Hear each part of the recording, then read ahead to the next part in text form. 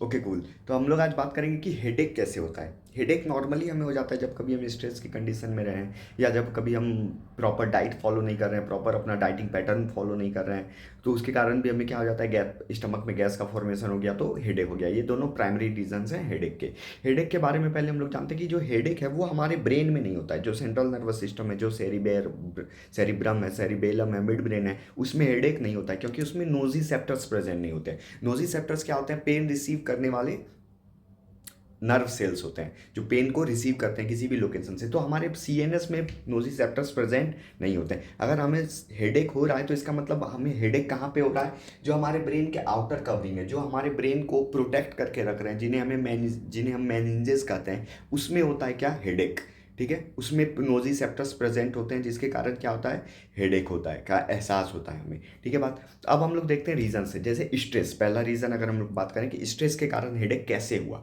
Stress में देखिए, हम जानते हैं कि हमारी किडनी के ऊपर एक ग्लैंड होता है, एड्रिनल ग्लैंड। एड्रिनल ग्लैंड क्या करता है? एड्रिनलिन रिलीज करता है। और ये एड्रिनलिन कब रिलीज होता है? स्ट्रेस के केस में, फियर, फाइट, फ्लाइट, इन सब के केस में एड्रिनलिन रिलीज होता है। तो अगर एड्रिनलिन रिलीज हो रहा है, एड्रिनलिन का फंक्शन है हमारे हार्ट बीट को कंट्रोल करना, हमारे ब्लड वेसल्स के वैसो डायलेशन, वैसो कंट्रिक्शन को कॉन्ट्रैक्ट कंट्रोल करना। ठीक है, तो जैसे ही हम लोग स्ट्रेस में गए, एड्रिनलिन रिलीज हुआ, तो किसी भी कारण से, तो हमारे हेड जो है, जो हमारे मेनिंजेस है, जो हमारे प्रोटेक्टिव कवरिंग है हेड की, उन तक प्रॉपर ऑक्सीजन नहीं पहुंच पाया, जिसके कारण हमें क्या होता है? पेन का एहसास।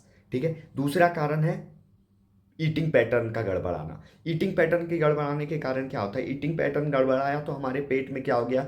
गैस का फॉर्मेशन हो गया किसी भी कारण से। गैस का फॉर्मेशन हमारे स्टमक में हुआ, तो हम लोग जानते हैं स्टमक के ऊपर में क्या है? डायफ्राम, जो क्या करता है? जो डिवाइड करता है लंग्स को और हमारे स्टमक को। तो गैस का फॉर्मेशन हो गया, तो डायफ्राम का कॉन्ट्रैक्शन एंड रिलैक्सेशन हमारे ब्रीदिंग को परफेक्ट रखता है। तो जैसे ही गैस का फॉर्मेशन हो गया, तो कॉन्ट्रैक्शन एंड रिलैक्सेशन हमारे डायफ्राम का सही से नहीं हो पा रहा है, जिसके कारण भी क्या होता है? हमारे ब्रेन के सेल्स तक प्रॉपर ऑक्सीजन नहीं पहुंच पाती है। दूसरा कारण इसका वेगस नर्व। वेगस नर्व ऐसी नर्व है हमारी बॉडी की जो क्या कंट्रोल करते हैं? जो कंट्रोल करते हैं हमारी बॉडी में इनवॉलेंट्री एक्शंस को, जैसे ब्रीदिंग को, डाइजेशन को, इन सबको कंट्रोल करती है। तो जैसे ही गैस का फॉर्मेशन हो गया, तो वेगस नर्व प्रॉपर इंपल्स लेके ब्रेन तक नहीं जा पाएगी। वेगस नर्व, जो गैस के मॉलिक्यूल्स हैं, वो वेगस नर्व्स के फंक्शनिंग को इंटरप्ट कर देते हैं, जिसके कारण भी हमारे ब्रेन को हार्ट की सेंसेशन फील होती है। ओके, होप समझ में आया होगा। Thank you.